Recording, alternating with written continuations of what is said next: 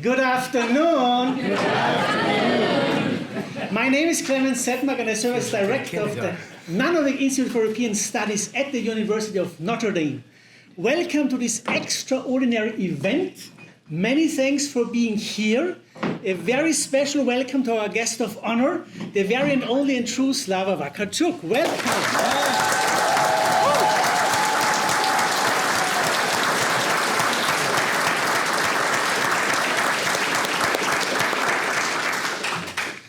Can you sit down when you stand next to me? It's so small. Sorry, Clement, sorry. Thank you.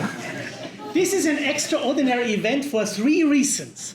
The first reason is that our founding benefactor of the Nanovic Institute, Mr. Bob Nanovic, is with us in the first row. Let's acknowledge Bob Nanovic.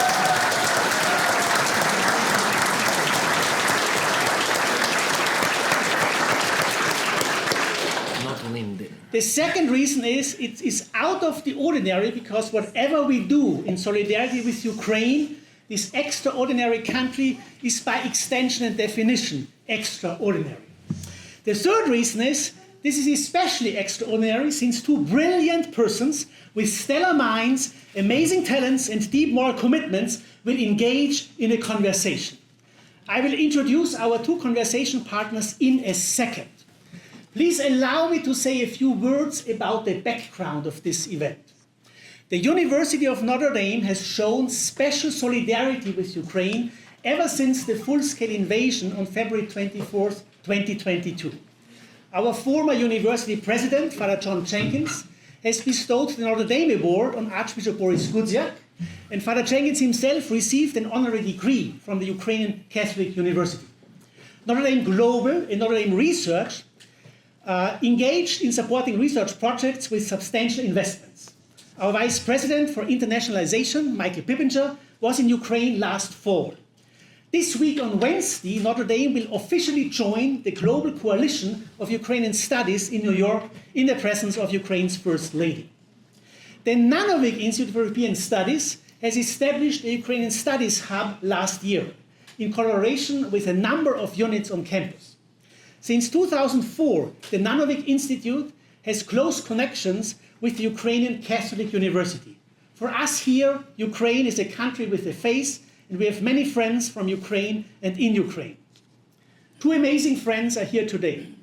I will introduce Rory Finnin first, since he's not a guest to be introduced, but an on-site colleague to be welcomed. Rory Finnin, Professor of Ukrainian Studies at the University of Cambridge, where he built Ukrainian studies from scratch, is a visiting scholar with us for this academic year. Today he is with us having traveled not from Cambridge but from Mishawaka.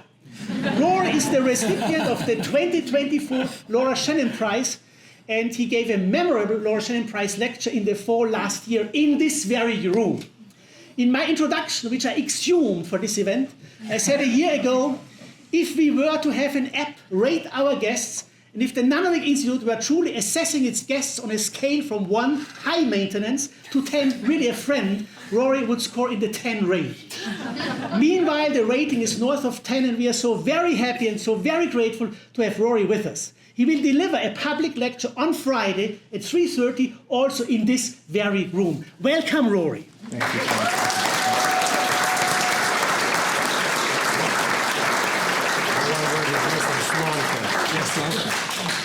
There is chain migration and there are chains of brilliance and hospitality. Can I try the sentence, visiting scholars are as great as the guests they bring?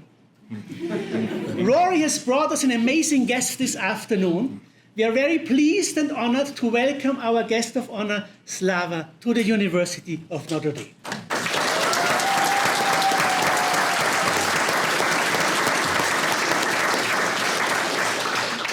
Slava is Ukraine's biggest rock star, the frontman of the legendary band Okean Elzy. He is one of Europe's most fascinating artists and leaders, a composer, singer-songwriter, and scholar with a PhD in theoretical physics. And when people like me hear PhD in theoretical physics, it means heavy, brainy stuff. Slava is also a former politician and prominent civic activist who has fought for democracy, transparency, and the rule of law in Ukraine for decades. In 2022, During the very first days of Russia's full-scale invasion, Slava made a momentous decision. He rushed to a recruitment center and signed a contract with the armed forces of Ukraine. Since then, he has been a constant presence at the front, supporting soldiers and besieged communities with song, connection, and humanitarian aid. Most recently, Slava and his bandmates have been raising funds for a fleet of frontline ambulances and for electronic protection systems to help shield them from deliberate Russian strikes. His current US tour is in support of this initiative, and you can support it by visiting openeyesfund.com, openeyesfund.com, all in one word. Last month, President Zelensky recognized Slava for his many efforts in service to the people of Ukraine and the defense of Ukraine's independence and statehood, awarding him with the distinction Legend of Ukraine. It is all too fitting, so we are here in the presence of a living legend. One word about the choreography of our time together. Rory will engage Slava in a conversation, posing a few questions, and will then open up the discussion to the audience. Welcome again, many thanks, and let the conversation begin. Thank you.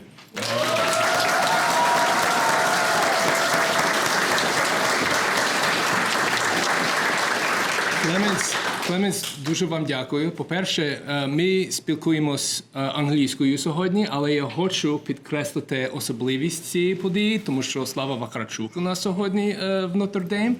І вітати вас усіх українською мовою, по-перше, на початку. I wanted to welcome all of you in Ukrainian first. It is my hope, and I know the hope of so many here, that we hear a language like Ukrainian in more universities around the country and around the world. Among the many things that Slava Vakarchuk is, a Renaissance man in every sense, he's also an ambassador of the Ukrainian language. He brings the gift of the Ukrainian language to so many places around the world, and we as foreigners, as Americans, need to sometimes give that gift back to him and share in that gift in the Ukrainian language, and that's why we wanted to start with a word in Ukrainian. Now, Slava had a concert in Chicago yesterday. He's on his way to Miami for a concert on Wednesday, but today, this evening, he is in South Bend, Indiana at the University of Notre Dame among the Fighting Irish. I think that is deserving of another round of applause.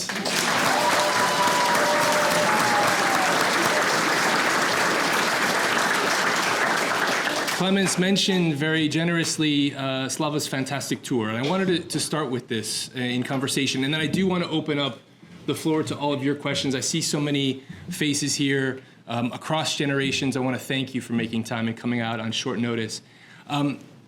Slava, you and your bandmates in Okean Elzy, you've played to stadiums around the world.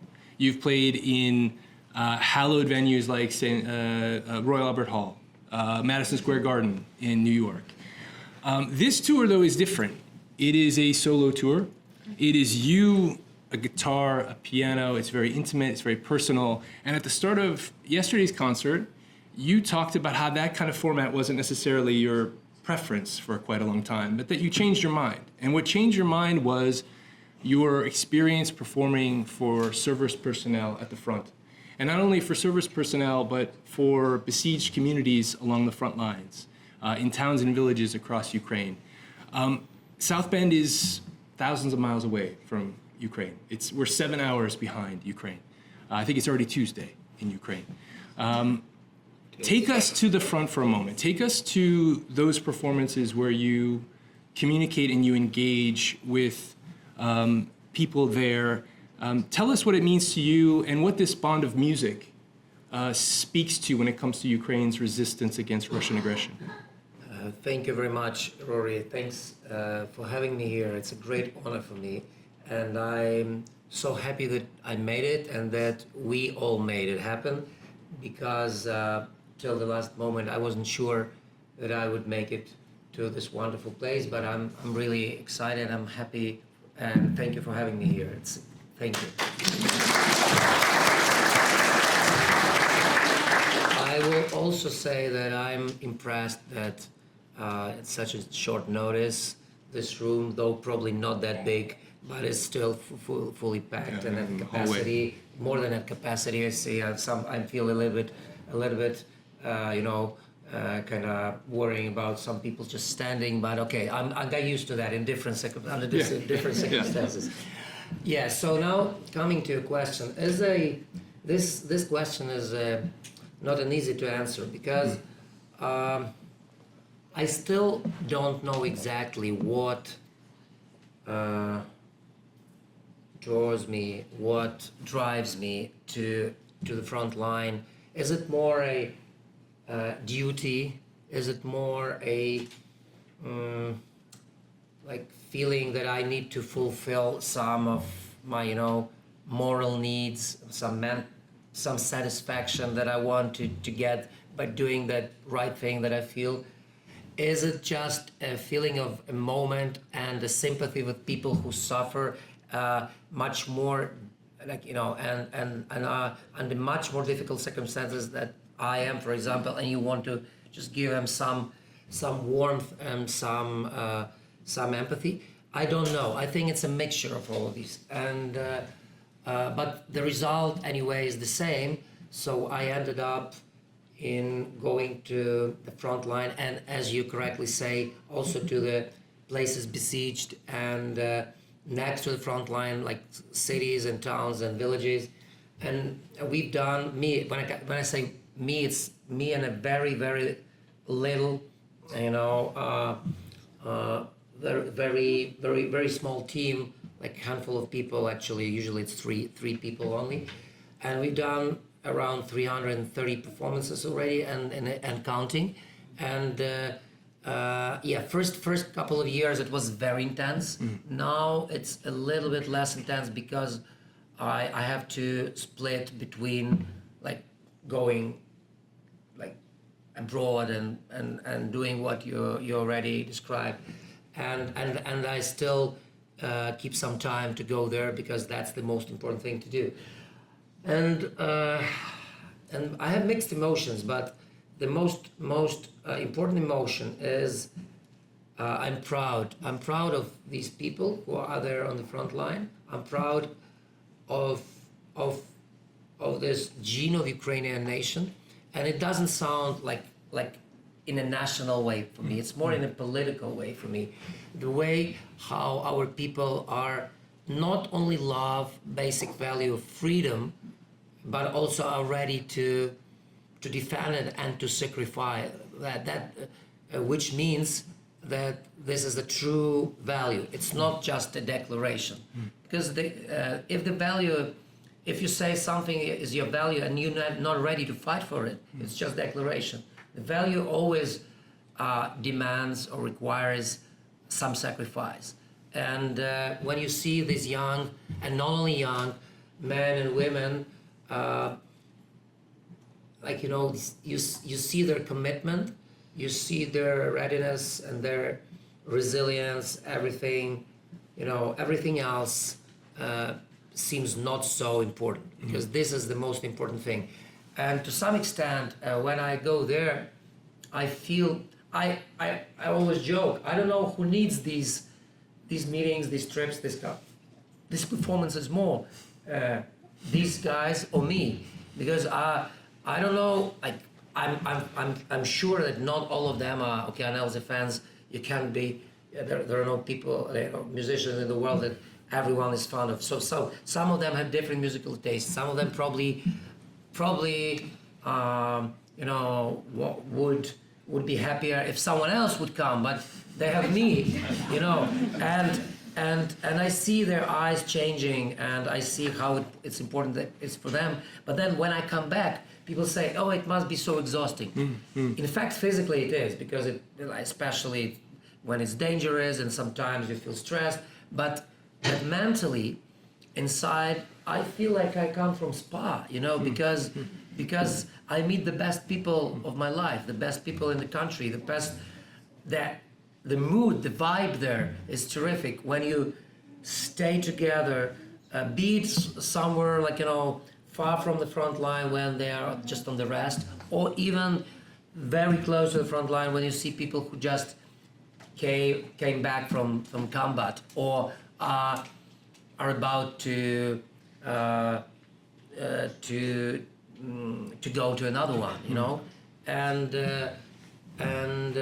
so this is the most important feeling for me, like that I feel I feel inspired. I feel life when I go there, and it's ironic because you go to a place where death is so near, and it's true. But at the same time, I feel life, probably more than everywhere else. And I will tell you one example because it's something that comes to my mind every time I speak about my experience there.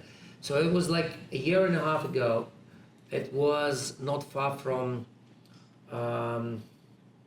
a city of Konstantinivka, and actually we were about to meet one of the unit of the brigade 80th brigade, number 80. It's a Lviv based, my native city based brigade, a famous one, a legendary one, very professional, and also like effective, and they're always on. But it doesn't matter. It could be whoever, it could be someone different. And it was one unit we were supposed to meet, and because of safety reasons, you don't meet them in theaters. Actually, there are no theaters. You don't meet them nowadays, even in the schools or like public places you used to do before. So sometimes you meet them like a very few people, like 20 people, like a platoon, and you meet them like somewhere in a house. Nobody knows. You come there like secretly, just some people who live there, they don't understand what's going on. You come in one car, quiet, nobody. There's a lot of entourage. The more entourage, the more dangerous for everyone. So you just come there, and the moment we approached there, we got a message that this very platoon, this very team, just are coming back from the combat, and they lost two of their friends killed in action, and another two seriously wounded in action. And in 5 minutes I need to meet them and to sing for them. And the guy who was with us, the military person, says maybe we should cancel it or postpone it. I say, look, I'm definitely not gonna entertain them, so let's first meet them and then we'll see what's happening. And you must understand that I never go there to entertain people. You don't sing there, silly songs or make them dance or whatever. At least I never do that because I find it irrelevant. You usually sing serious songs, but anyway, sometimes it's even not time for singing at all. So you need to see, and I see these people, and they're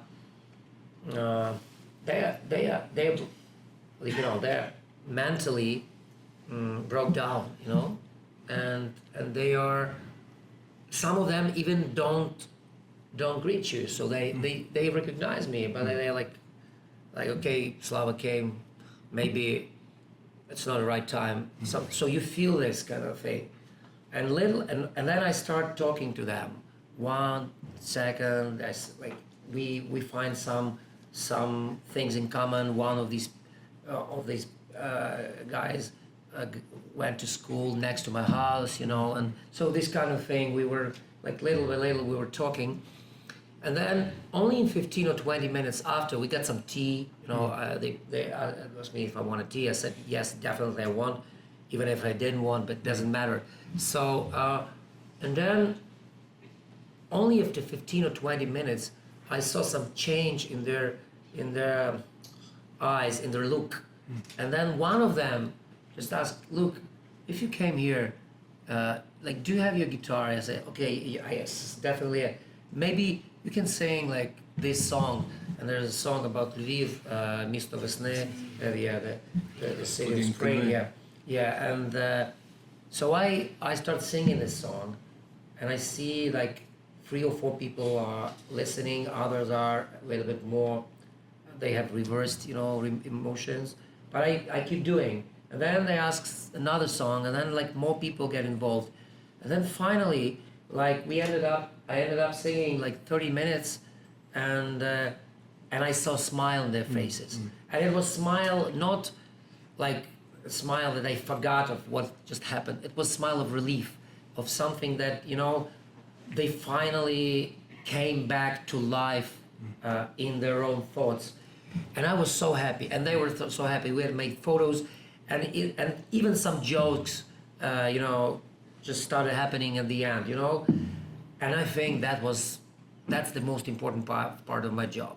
I made these people feel better, even though it was half an hour, even though it was a sort of psychotherapy lesson. Doesn't matter.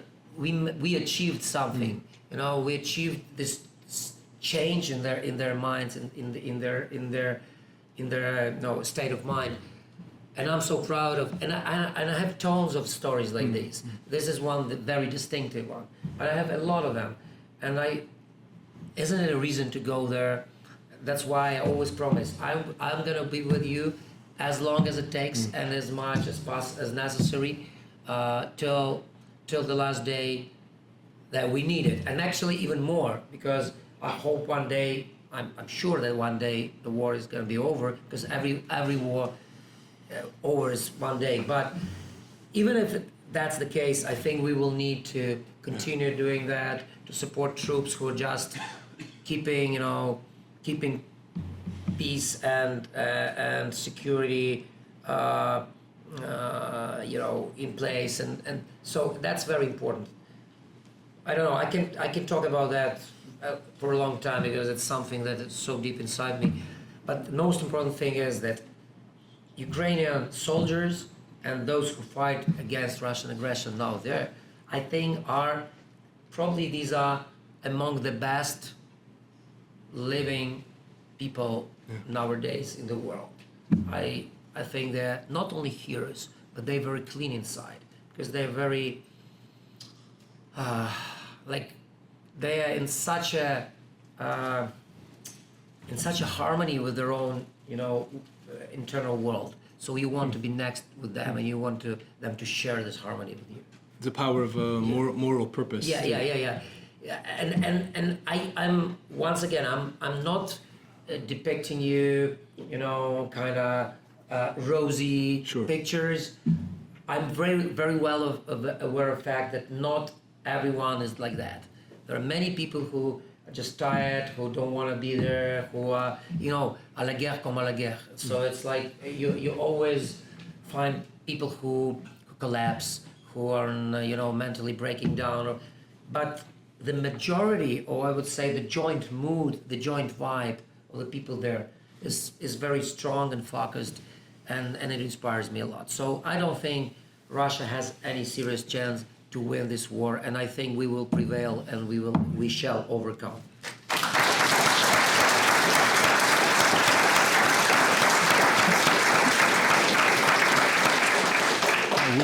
We agree.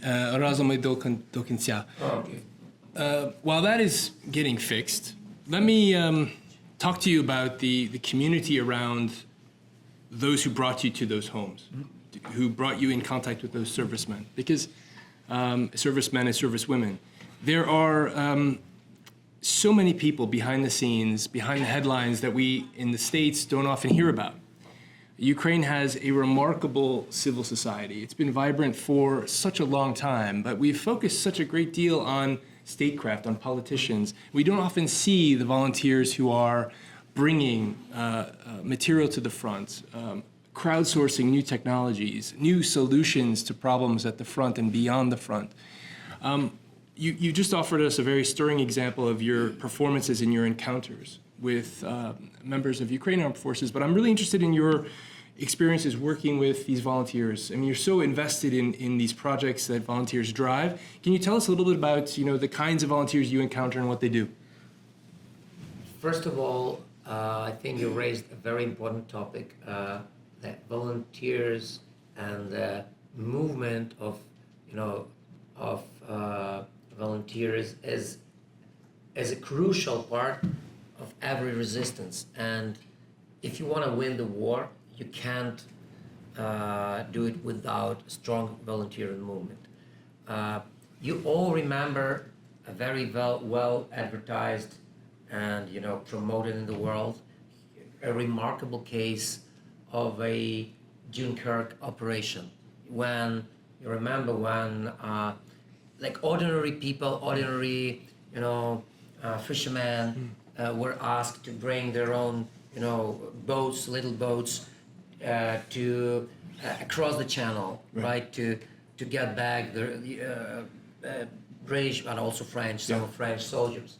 And we know that the government could not and didn't have capacity to achieve that because of different reasons. So they literally reached ordinary people and say, are we going to do that together? And they did. So that's the example of a real, joint work and collaboration, a real collaboration between, let's say, government or officials and volunteers. I can tell you the example, which is also very well known in Ukraine now, but let's maybe not that much advertised in the world so far, but I hope with your work, with this historian project, it will people will know about that. When the first days of the war started, like hundreds and thousands of Ukrainians were not only participating in finding and the coordinates and the real time movements of Russians, and they were like transferring it from mobile phones to the officials and everything, from everywhere, like a real partisan movement. But also they were damaging the roads, damaging the water canals. This famous thing that near one of the places near Kiev, where we had these huge canals and dams with this lake, which was very crucial for many villages and generally for economics. And when the head of the regiment reached the village or the town council to say that we need to blow it up, how do you feel about that? They do the hell, do the hell immediately. They knew that there would be flood and some of their houses would be damaged. They didn't hesitate a single day, and that actually played a very important part in making sure that Russians would stop not coming to Kiev. Hadn't it been done that way, we don't know. Probably it could be different development, But they did it, and that was a decision of the owners of this land, So all these kind of things can show how Ukrainians as a nation, in a crucial time, in a time of when there's tipping point, when you need to get rid of everything which is not important and focus on the most important thing, they're doing these right decisions, and they are breaking the stereotypes that Ukrainians are chaotic, that they cannot cope with, that they can't get together. We sometimes cannot, but when the moment comes, we know what to do, and that's a very, very important, lesson. And then even later, like millions of Ukrainians joined these little and bigger volunteers organizations. I remember I came to Lviv. Like when the war started, first couple of days, I was literally helping people to, like, kids and women and a couple of pregnant women to get rid of Kiev, just in case. And I was like really chauffeuring, that's what I was doing for a couple of days.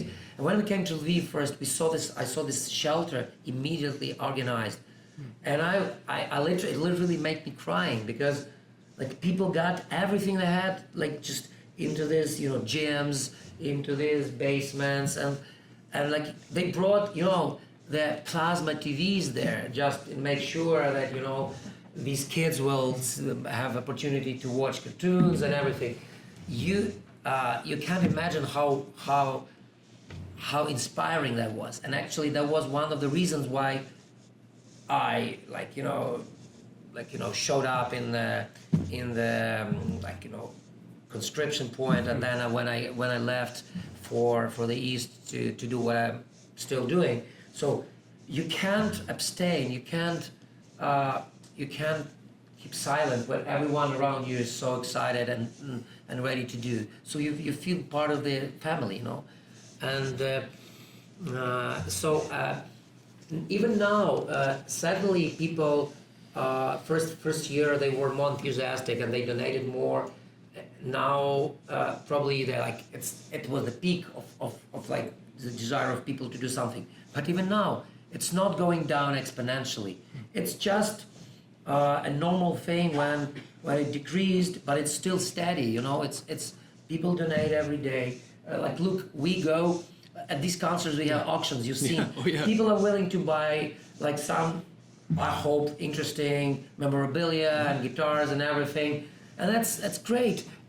We will achieve this result and even the tickets. So our my own foundation and we partner with some other foundations is a small thing. We are not a big governmental stuff. We even not as big as Povernej Živim or something. But even our own our own foundation and our own efforts, we got sort of.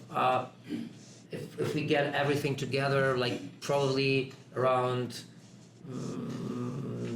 $7-8 million already since the war started. So it's our own money and something that we collected from people on the projects. So this is quite a sum of money, and it made a huge difference with everything you already mentioned and other things, and drones and cars and ambulances and these, kind of radio electronic,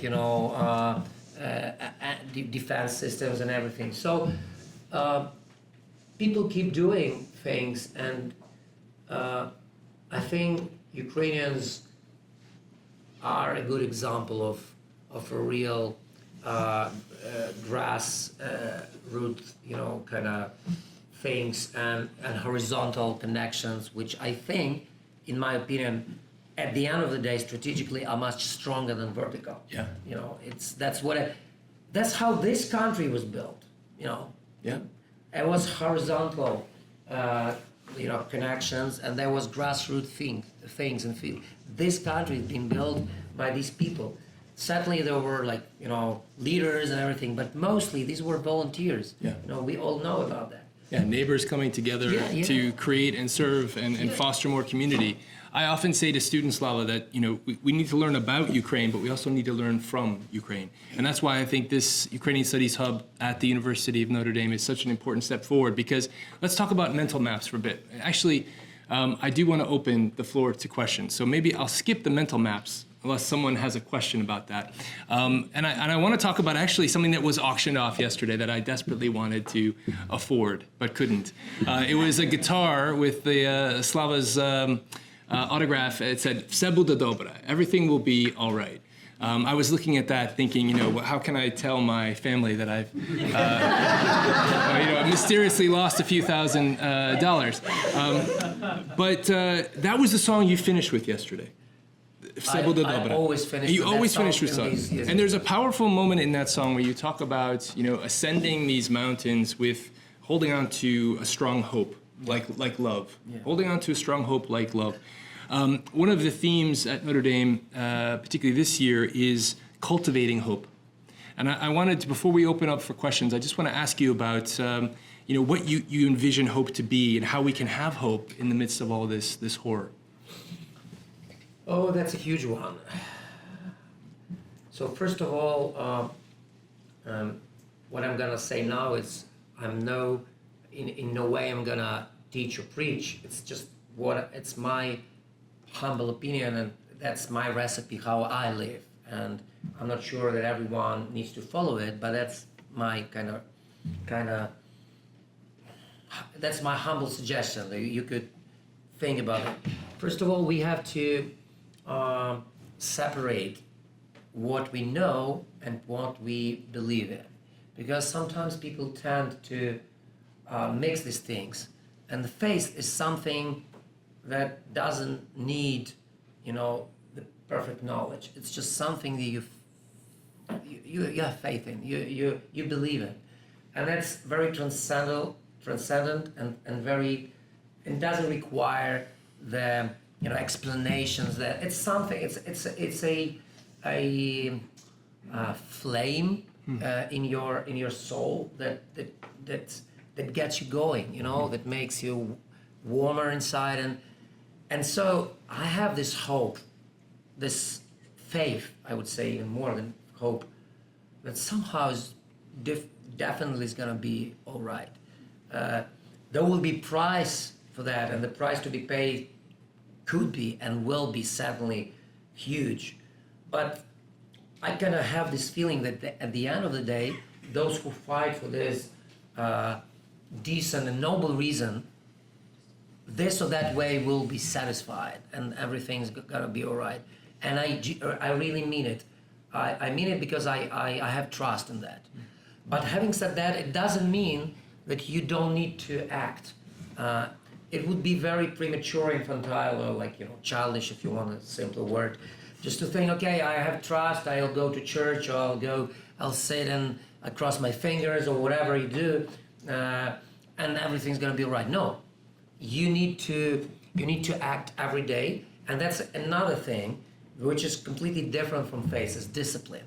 You need to have discipline, which works even where there is no faith. Just discipline. Sorry for a very colloquial metaphor, but you brush your teeth not because of some big aim, reason or whatever. You even don't think about preserving your teeth. You just do it because you used to do it. It's your discipline, So sometimes you have to do the same thing when just doing some important things, like a discipline. Every day wake up. And so that's what I urge to do all Ukrainians and those who care about Ukraine. Every morning, just wake up and think, what can I do today for Ukrainian case to win, And just do it. Don't think, don't try to think, okay, I'm not sure it's gonna help. Putin is so strong, West is not listening, or just don't think about that. Do the thing you can do yourself, a little thing. Focus on that. And so, in my opinion, these two things, combination of faith generally, that you believe in God, in love, and love will prevail, and also discipline, which works without any motivation, just routinely, every day, just need to do that because I need to do that. That's the way I used to do. And if you combine these two things, maybe somehow it's gonna help you to keep going, because that thing helps me. I don't have any specific goal.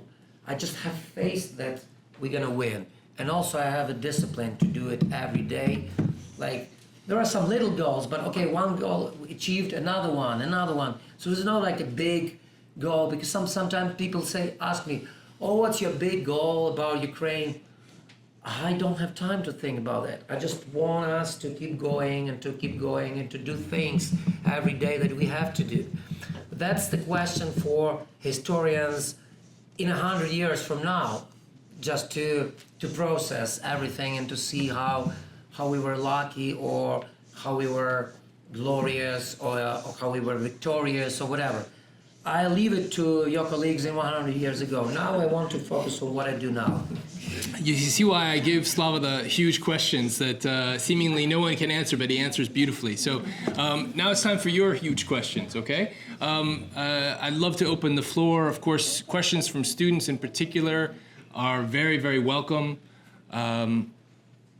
Please, Tatiana.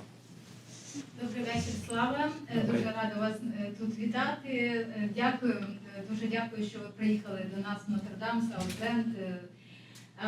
Мене звати Тетяна, і в мене таке питання. Ви часто виступаєте в київському метро? Ну, не часто, іноді виступаєте. Чи Один раз. Один раз. Добре, один раз.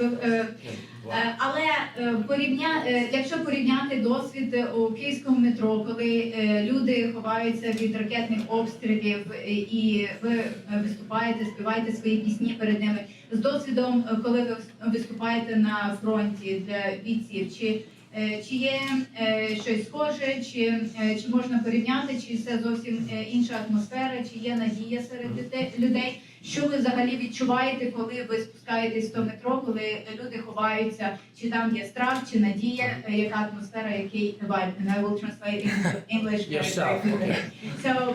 So thank you for saying it in Ukrainian, but in order to save time, next questions, you guys just say in English, it will be better.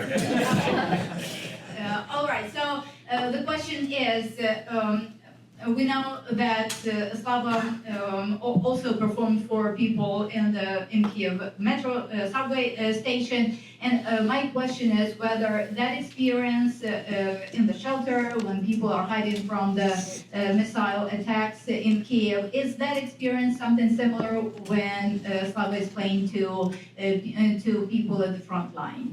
Yeah. Thank you very much. It's an interesting question. I never thought about that. First of all, I can tell you there's a different experience in singing in the underground, which they say in British Isles or subway that you're saying here. In different times, it's not like, for example, Kiev subway today is no way Kiev subway in the first couple of months of the war. Not because it's less dangerous. No. On the contrary, I think Russians unfortunately, are shelling Kiev even more horribly and more fanatically now than they used to do that. It's just the people kind of, I don't know if I want to use the word get used to. It's probably not a good word, but they know how to live with it. That's the better explanation. So they're less afraid, they're more focused, they're more disciplined, they know how to act. And so now if you see people in the underground, I can tell you honestly, it's a normal underground or normal subway that differs very little from the one in New York. Maybe it's a little bit cleaner in Kyiv. But your question was a little bit different, and I can tell you that, in danger, the feeling of danger, what makes people more focused. The more people are relaxed, the less they are caring about, something. The more people are the more people are in some sort of paradigm, the easier it is to get their attention. So I can tell you, people love, I went to Kyiv Underground only twice. Once was when we made this concert at the very beginning of the war. It was our first ever appearance since the war started, underground of Kyiv, and it was televised only for the whole country. And it was the safety precautions were very vigorous, and we only got like 200 people there, and mostly it was a TV thing. It was televised on the air, by the way, so like millions saw it like immediately, so it was not a recorded thing. It was like on the air, live, and that was quite a thing. I will remember it for the whole of my life.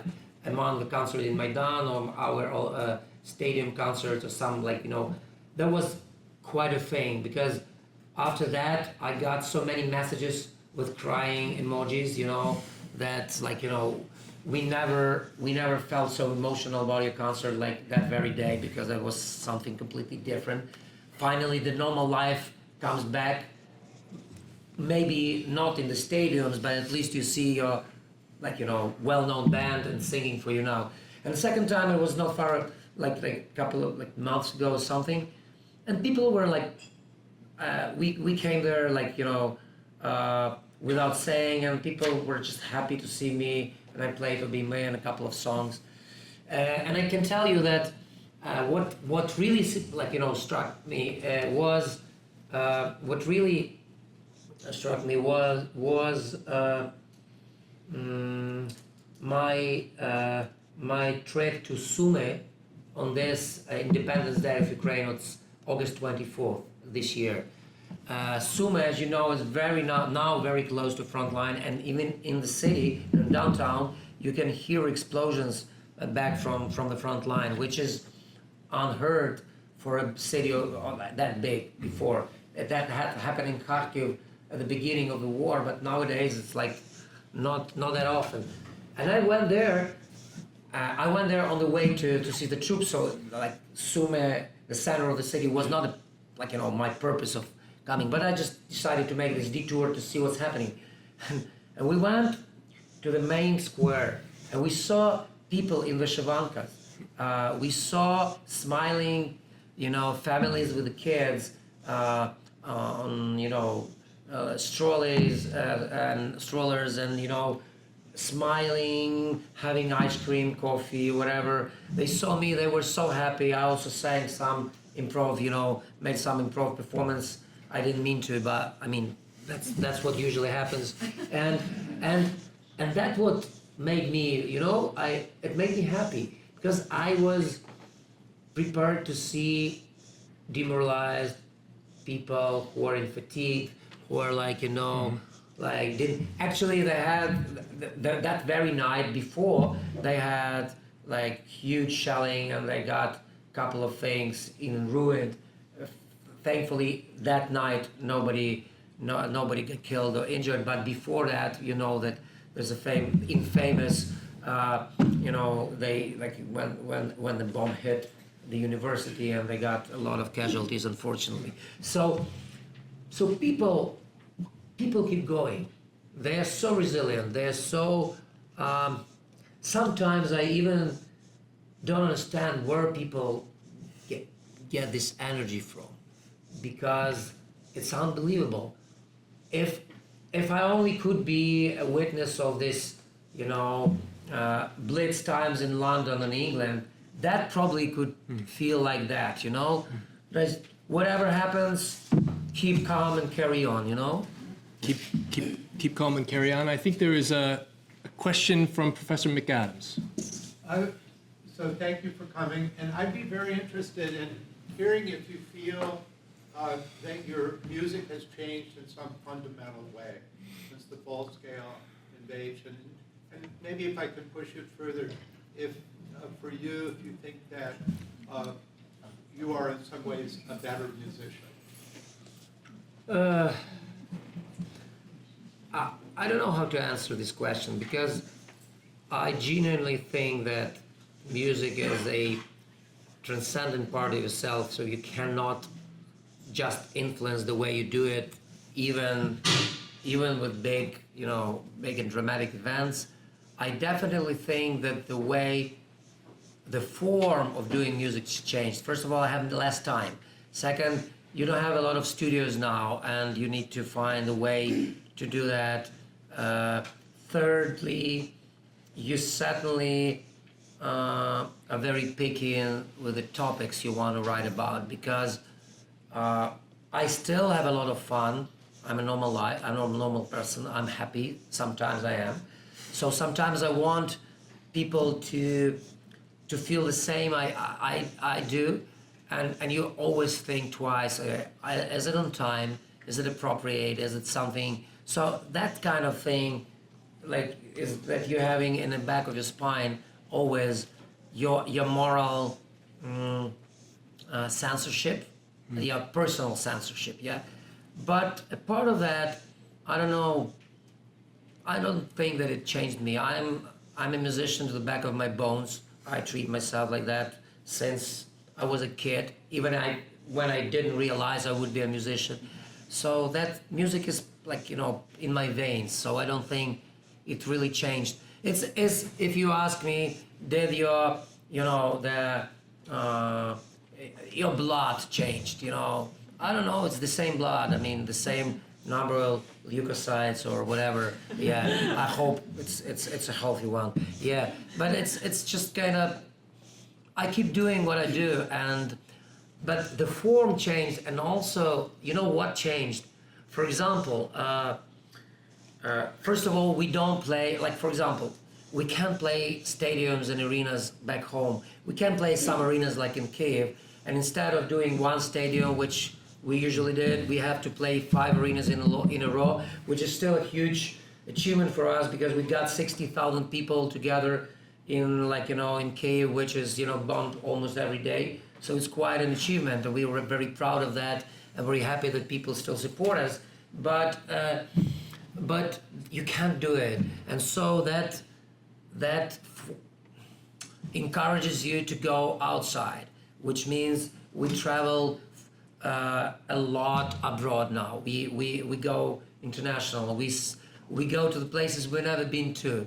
We finally got to to points like New Zealand, or to points like, you know, now we still haven't been there, but I'm working on organizing this tour, South American tour like Brazil, Argentina, and things like that. So that's kind of good thing. Another thing that happened, which is a tough one, but I really love this challenge. When we understand this a huge increase in interest to Ukraine, we just decided that people have to know about Ukraine, not only the headline news from the front line, or not only, you know, the quotes of our president, though I need to admit he's doing internationally a great job, and I support him on that. But something a part of that, like Ukraine is like full of, you know, culture, full of great music, movies, you know, architecture, arts, cuisine, whatever. So we wanted to make our own contribution. So we decided, me and my friends, we decided that probably it's time to try doing something in English, which we already did with the help of one of major labels, and it's an interesting and tough challenge, because the moment you step into that territory, nobody cares where you're from anymore. People just want you to make a great product, which is great product in English. It has to be competitive, want it or not, but we still we think it's the right thing to do. So now I'm working on a second, you know, bunch of songs, like second album, bunch of songs in English. So this is something I probably would be lazy to do before, or would be too busy, because we were in such demand before the war started. We didn't have time to look at that direction. Now I think I regret a little bit that I haven't done it earlier.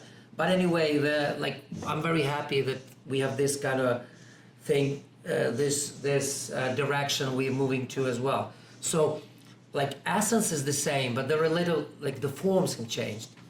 Lighthouse is a beautiful song. Thank you very much. Beautiful song, and something you should check out online. Also, something we'll hopefully screen here at University of Notre Dame is a wonderful documentary called Soldiers of Song, in which Slava appears, and it's a really moving piece of work. We have a question here. Oksana, please. I see other hands too, so we'll make sure to get to you. Hello, Svetoslav, it's a great pleasure having you here. My name is Oksana, I'm from Ukraine. I'm your fan with 20 years experience. So all our conversation today reminds me of one very, I don't know, maybe I was not nice in this conversation, but recently I was talking to people and they said oh, it's so depressing what is happening in Ukraine. And I said, it's your privilege to be depressed. We don't have this privilege, unfortunately. And I wanted to ask for your advice as an artist, because being here, I feel like I have to be a cultural bridge and explain to people our experience. And sometimes it's really challenging because we have so much heroic stories that for people living here, very difficult to relate. How you can relate, for example, to the story of ordinary women who were going against tanks with Ukrainian flag or something like that. it's like something like totally out of their reach. And I wanted to ask for your advice, what like stories you usually bringing, how you are trying to build these bridges of our experience, which sometimes is too difficult and some so that's my question. Thank you very much for your question. My recipe is very simple. Whatever you do, do it at high quality. And I'm convinced that if you do something which is made great, which looks great, sounds great, or the form is great, so you'll have followers and you'll reach the people. Because most people, I believe every person in the world, every human being has his or her own taste. But if you do something which is kind of very appealing, it can be universal. So when, for example, my friend Mstislav Chernov he won Oscar, like the Academy Award for his documentary.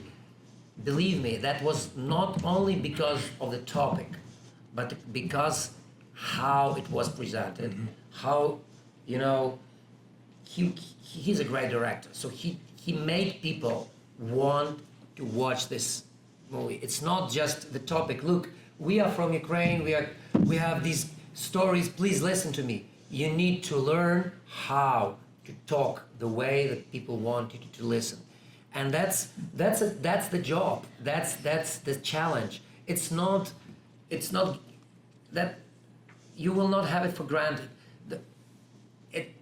It's not enough to say I'm from Ukraine and our country is suffering, or we have so many heartbreaking stories, or so many, it's not enough. People are not cynical, and people are not, cruel, but people are people, and they need to get excited. Otherwise, they won't pay attention to that. Not because they don't care, because they have a lot of things, everyday life. They're much more occupied with well-being of their kids, of families, and it's okay, and it's normal. But you need to come to them with something so charismatic, so, professionally done, on such a quality level, so people will have no chance, and they can't help listening to you, or they can't help reaching to you, they can't help resonating, So make people can't help, having you in their minds, and then that's quite a challenge. I don't say it's easy, but it's hard work. My late dad, always told me, whatever you do it with a high quality, and then you will love it, and maybe other people will love it. So I'm not the guy who's going to kind of complain or wail that's just the world doesn't listen to us. If the world doesn't listen to us, we don't try that hard. We need to try harder. And we also, I think, need to focus on culture. And it's not for nothing that, here we are talking about film, which Oksana is intimately involved in, music, and literature, because these avenues into Ukrainian life give us a better understanding of a lot of the issues that we're talking about here. We can't just think of, we were talking about this earlier, it can't just be about statecraft, it can't just be about politics and policy. There's a depth that culture brings that helps us understand these things. May I also add and jump on what Rory just said, one thing that I probably forgot of when answering your question. Headline news and the picture of war and the heroic deeds of Ukrainian soldiers, they create respect, sympathy, sometimes people feel sorry, all these kind of things. These are specific feelings which are which are important to get people's attention, but they are not able to build a strong relationship. To build strong relationship, you need love, or appeal, or attraction. And headline news are not useful for that. Art is the best thing for that. Emotional thing that get you connected with something, like music, arts, films, cuisine, traditions, make people build these bonds and ties so strong that if someone, like later, if someone hurts you, those who have these ties and bonds with you feel it personal. And that makes you much more strong because you have a lot of people behind you. So in any of my biggest nightmares, I don't want to see any of big European countries or American country being attacked the way Ukraine was. But if you can imagine one of these big cultures that people love all over the world was in trouble, like millions of people immediately would stand up, not just because they would feel human empathy, but just because they would have something personal. It would be a personal connection. I love French fashion. Oh, it's French fashion. It's something important for me. I love Italian pasta. It's so important for me. I love, I don't know. I mean, I'm fantasizing. I mean, I love American rock and roll.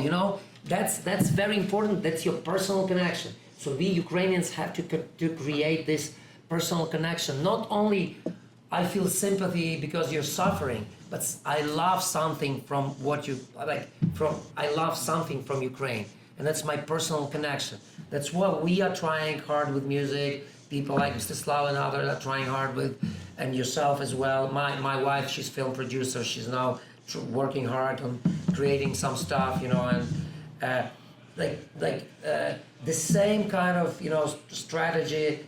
The same strategy. Part of that strategy is also to bring back famous Ukrainian names to the world audience and making them understand that all of these people who you probably thought were Russians were in fact Ukrainians. It's also part of that, Yeah, and so we have to be persuasive.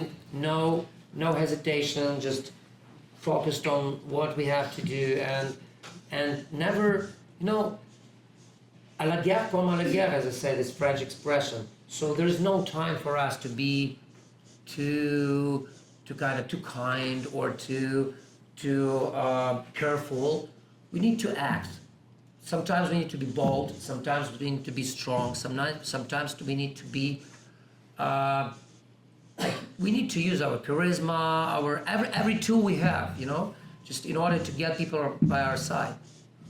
We have time for one quick question. Is it because of you're caring about me, or is it because of the rule of the audience? Because it depends on. I've been told a certain time, and the one thing I've learned about this university, and particularly the great Nanovic Institute, is that they are very punctual. But we will continue the conversation too, and that's very important because of course Slava has made his way here incredibly, I think, from Chicago, and so we want to make this, of course, worth his while. So just a quick question, ma'am. Yes, please.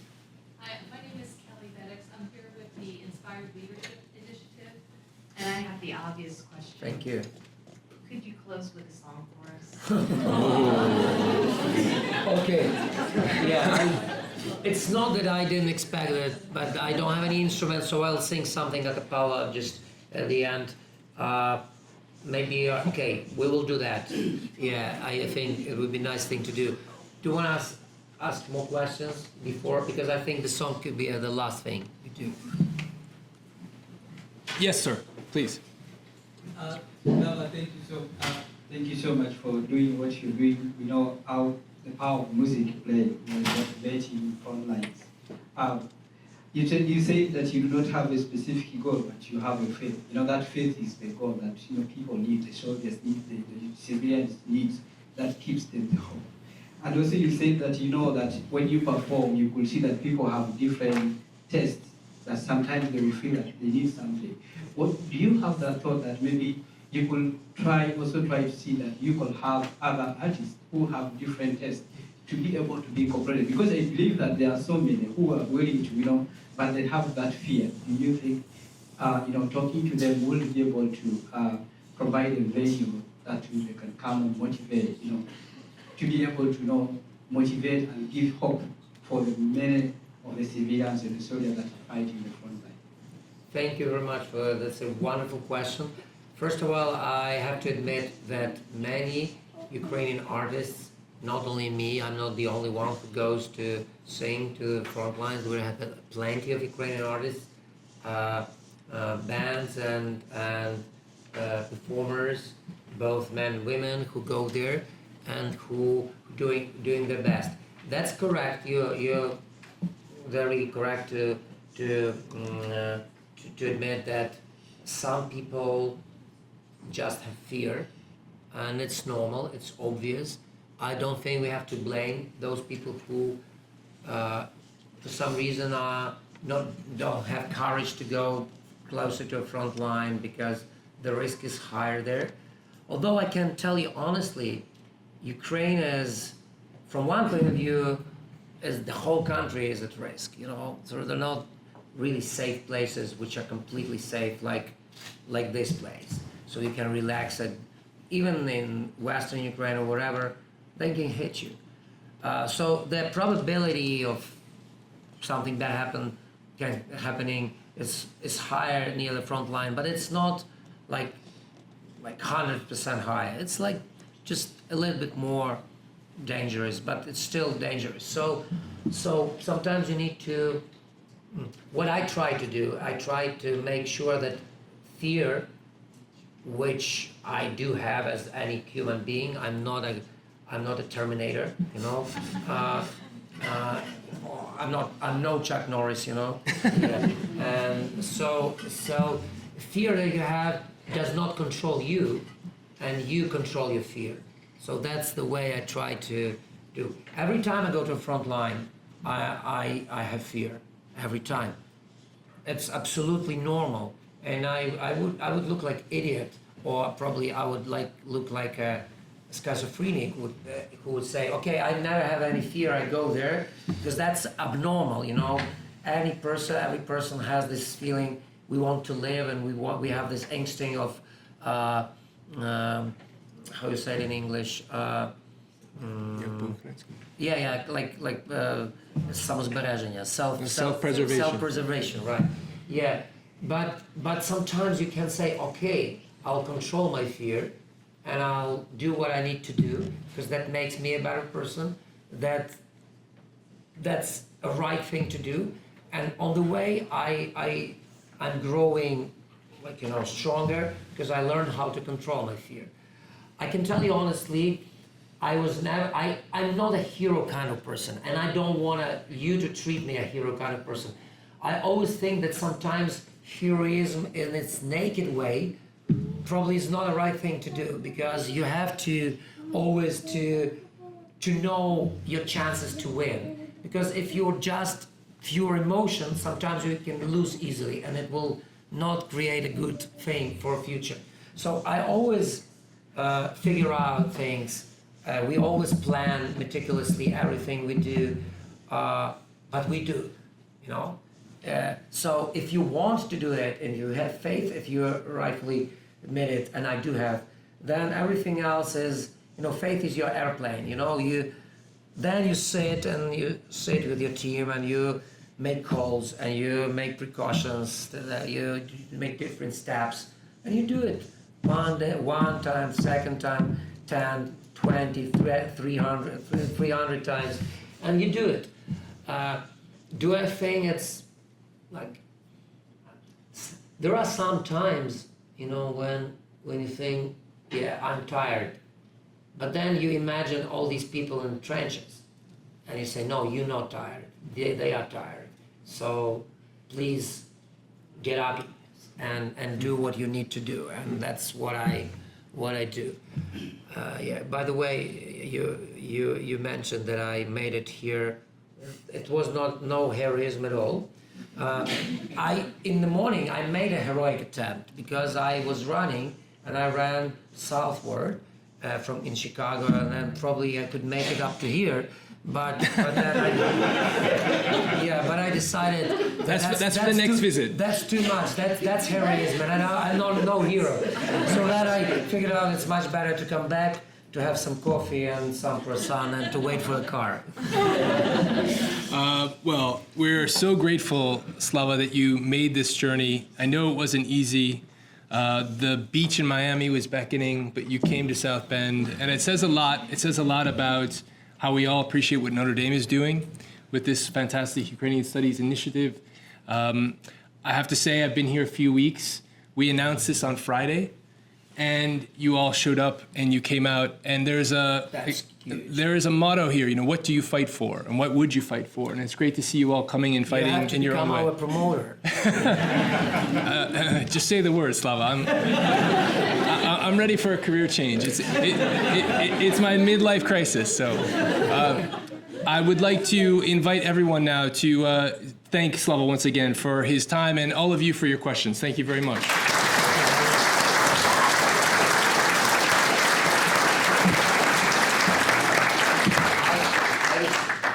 You wanted me to sing something.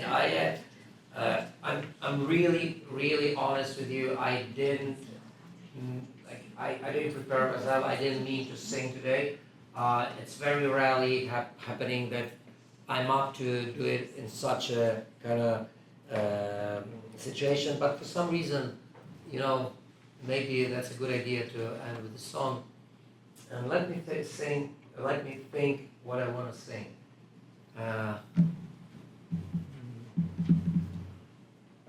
Okay, I will sing my song. Maybe it's not very a modest way to do, but maybe some famous traditional song would be better. But I think Obійми could be a good end of this.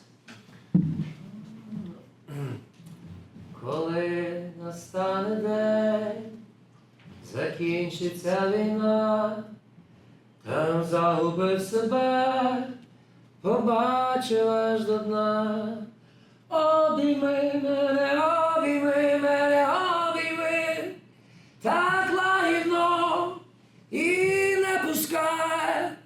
Обійми мене, обійми мене, обійми, твоя весна прийде нехай.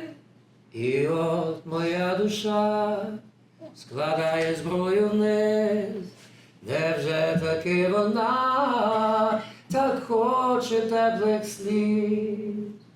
Обійми мене, обійми мене, обійми, так лагідно і не пускай. Обійми мене, обійми мене, обійми, твоя весна прийде нехай.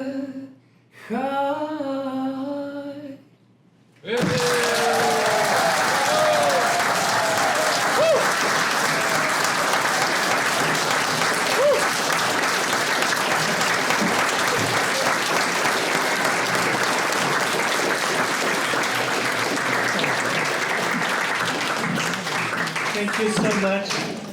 We have to thank also Rory for having this great conversation.